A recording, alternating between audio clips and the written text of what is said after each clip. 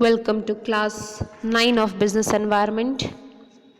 So in the last class we were discussing about economic conditions. So one of the criterias or elements of your economic environment.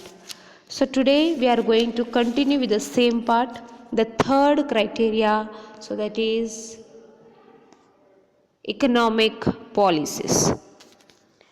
Economic policies are the directions to conduct the business activity. So these policies will give you the direction in which way or in which direction the business activity should move. So promotion and regulations of business activities is monitored to the measures like monetary policy, fiscal policy, trade policy and industrial policy. So these policies we are going to study in details in this economic policies. So first is monetary policy. Monetary policy regulates supply of money and credit in the economy. So availability of money and credit depends upon monetary policy. So there are some measures. Monetary policy has a measures like CRR, which means cash reserve ratio, statutory liquidity ratio SLR, bank rates, etc. So here what is this cash reserve ratio? So cash reserve ratio is nothing but commercial bank. So they are going to keep some minimum amount as a deposit that in the central bank or in the RBI as a reserve.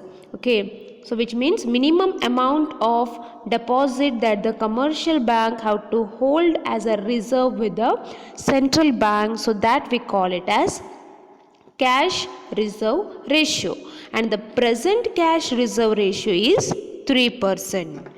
So here this money cannot be utilized for other banking transaction. So it may be either maybe for the investment or lending as a loan. So they cannot use it for the banking transaction. So it is just the reserve. So here the present rate of reserve is 3%. So it says that the higher rate of cash reserve ratio will reduce the cash availability with the bank for lending purpose and thereby squeezes liquidity, which means the lower rate of cash reserve ratio will release more cash for lending purpose. So what they say, if the cash reserve ratio rate is there, so what the rate is there, if it is low, so what happens when the rate is low, you can lend it for the you can use it for the lending purpose. So thereby increase liquidity. So thereby increases liquidity. So this may also result in inflation due to more supply of money. So what happens here? In cash reserve ratio, you are going to keep some amount, minimum amount as a deposit with the commercial bank. With the central bank. Okay. So that amount, this money cannot be utilized for the transaction for either investment or lending as a loan. Okay. So circulation of money and liquidity is controlled by RBI through the cash reserve ratio now. So what happens? Circulation of money, which means you are going to accept the deposit, you are going to give the loan. So this will be controlled by RBI. So when the cash reserve ratio, what you are going to keep it with the central bank, if that rate is less, so whatever money you are going to lend it as a loan, so you can release it or release the cash for lending purpose. So it will be more favorable. So it will help in increasing the liquidity. So there may be, or as a result, there may be inflation due to the more supply of money. So the next is your statutory liquidity ratio, which is popularly called as SLR, and the present rate of SLR is 18.50%. So here also what you are going to do, whatever deposit you are going to keep it as a SLR with the or SLR, so such money cannot be utilized for the investment or lending purpose. So it is not available for the normal business activity. So they say that higher the statutory liquidity ratio will reduce the bank's capacity to lend the business, and the lower rate release more money for the lending purpose. So same, or we can say similar to your cash reserve ratio. In cash reserve ratio, what happens when the rate of CRR is less, you are going to release more cash for lending purpose. So here also, when there is low rate of SLR, you are going to release more money for lending for the business activity. So here you may ask, what is the difference between SLR and CRR? So here normally what happens in SLR, whatever you are going to keep it as a deposit, so that will be in the form of only cash. So in SLR what happens, whatever you are going to keep it as a deposit, so that is in the form of gold, or it may be in the form of government securities. So what happens here, so this in SCRR you are going to keep it with the central government, but here you are going to maintain with the bank itself. Okay, so this CRR and SLR are the two strong instruments to control the supply of money to business activities. So higher combination rate will reduce more supply to the business activity. So what happens when there is a lower rate, so that will increase the supply of money, so but may lead to inflation means the changes, right? The next is your reverse or repo rate is also there. So repo rate, so what is this repo rate? So repo rate is nothing but the interest rate, or we can say the bank rate fixed by RBI. So the interest rate the commercial banks have to pay to the RBI on their borrowings from RBI is called as repo rate. So what happens, the commercial banks which are there, so they are going to borrow from the RBI, so they are going to borrow from the central bank, right? So what happens here, when you are going to borrow, you are going to pay some interest for that, right? So whatever the commercial bank is going to pay as interest to RBI, so that we call it as repo rate. So repo rate is nothing but, so repurchase we say repo, so repo rate. So the commercial bank may borrow from RBI, and the same money that they are going to lend it to the business activity at the higher rate. So what happens when the lower repo rate is there, where the repo rate itself is low, so commercial banks are encouraged to borrow more and more money from the RBI, and the same they are going to lend it to the business activity as it is a profitable, right? The next is we have reverse repo rate. So this is also a bank rate, right? So reverse repo rate means just opposite to your repo rate. So in repo rate you are going to borrow from the RBI, but here in reverse repo rate, where the commercial banks, when they have an excess cash, so that cash they are going to keep it as a deposit with the RBI. So when they keep such deposit with RBI, so RBI should pay some interest, right? So here RBI is going to pay the interest, and that interest we call it as repo rate. So that interest we call it as reverse repo rate. So higher the reverse repo rate will encourage the banks to keep their cash as a deposit with RBI, and this will be the safe one, right? Safe and profitable one. So lower reverse repo rate will make deposit with the RBI so less attractive, and more commercial banks to divert their funds towards lending to the business activities. So at present, so what happens at present, the rate is 3.35%. So this is regarding your monetary policy. So the next policy is fiscal policy. So what is fiscal policy? So this policy is going to state regarding the tax structure and the rates.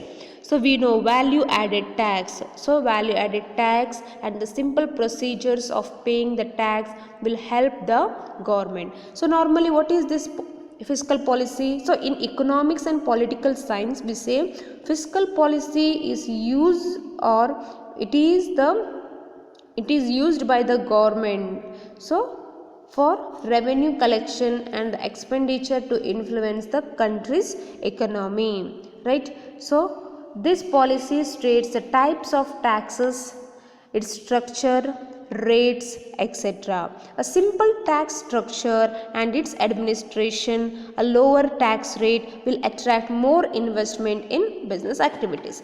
So normally what happens when there is less tax? So you are going to invest more in the business, right? So here taxes, when we speak about taxes can be classified into two. We can say direct tax and indirect tax. So what are these taxes? What is indirect tax? What is direct tax? So direct tax is nothing but you are going to collect the tax on the income of individual directly, right? So the individual is going to earn the income, and on that income you are going to collect the tax directly. So what is this indirect tax? Indirect tax is nothing but, so the taxes will be transferred from one person to another person. So for example, manufacturer is going to manufacture and he is going to pay the tax, and the same he is going to transfer it to the middleman is going to transfer it to the retailer, and ultimately the tax will be the tax will be on the head of the ultimate consumer. So custom duties are that. Customs duties is collected on the manufacturer and also in the form of goods imported and export. So service tax is received for providing the services like transport, hotel, communication, etc. The next is trade policy. So what is this trade policy? So trade policy is all about conditions of home and foreign trade. So foreign and home trade. So trade policy can be inward oriented, it may be outward oriented. So what is inward oriented? Inward oriented or oriented policy, so this gives more importance to the domestic trade over the foreign trade, which means the foreign firms like your MNCs and all, so they are not allowed to enter very easily, or they are not given easy entry, we can say. So there are more trade restrictions, so the MNCs cannot enter so easily. So this we call it as inward looking or inward oriented. The next is outward looking or outward oriented. So which is here in outward oriented you are not going to discriminate between domestic and foreign trade.